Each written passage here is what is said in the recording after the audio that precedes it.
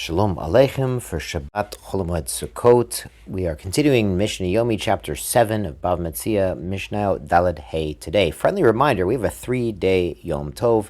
I'm pre-recording for Wednesday, but we have Thursday, Friday, and Shabbat. So Erev Tavshilin. Got to make that Erev Tavshilin so we can prepare for Yom Tov for the needs of Shabbat. Let's pick it up, Mishnah Daled. Haya Ose B'tainim. A worker who's picking the figs. Lo yochol b'anovim. He can't eat the grapes. B'anovim, if he's picking grapes, lo yochol b'tainim. He can't eat the figs.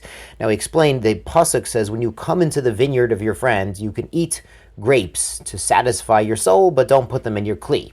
Now, if you're in the vineyard, we know you're eating grapes. Why does the Torah say eating grapes? Well, we're referring to a case where he's hired to harvest in a vineyard and the figs that are right next to the vineyard. So you might have thought, well, he could reach over and grab some figs while he's working on the grapes. No, if he's working on the grapes, only grapes. Working on the figs, only figs. But the Mishnah says, aval, but what can you do?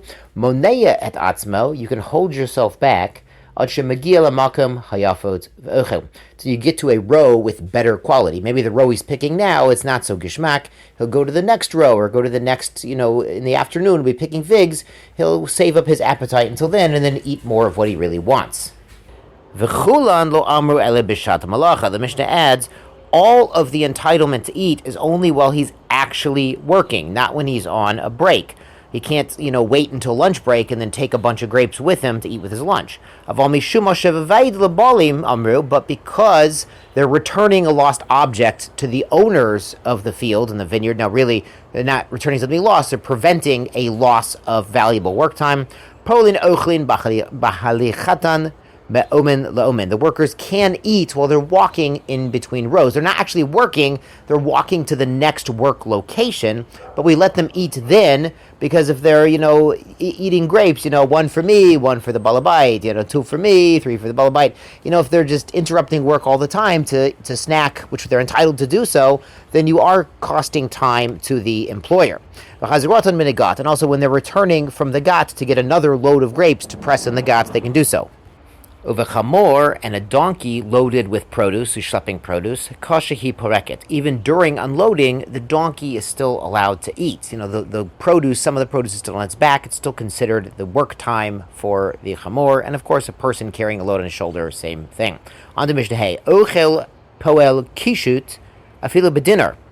The worker could eat a cucumber, even if it's a really big gishmak cucumber, a dinner cucumber. That's an expensive cucumber. The chotevet is a nice date, afilu b'dinar, even if it costs a dinar. So you see from here, you might have to spend a dinar to get a nice date for shidduchim purposes. But here we're talking about a worker who can eat the expensive one, even if he's not really getting paid a lot of money. Rabbi Eliezer ben Chisma Omer, lo yochel yoter al scharo. Rabbi Eliezer disagrees. He says, listen, he shouldn't be eating something worth more than his wages. It just doesn't make sense. The Chachamim do allow it. Aval, but they say, melamdim et adam, we teach people, we send out the message, shelo yehei ravtan, don't be gluttonous. If you're hired to work on someone's cucumbers, and you go over and eat the prized cucumber, the biggest one of the bunch right away, yehei sotem et hapetach befanav. He's basically closing the door in front of his own face. He's not going to get hired by that cucumber patch again. The idea being, you have an entitlement from the Torah to eat, but being gluttonous, the employer might choose to hire someone else in the future. And this is a more general concept when we go back to work after Sukkot, when Sukkot is over, and Nebuch, we got to go back to the office or wherever it is.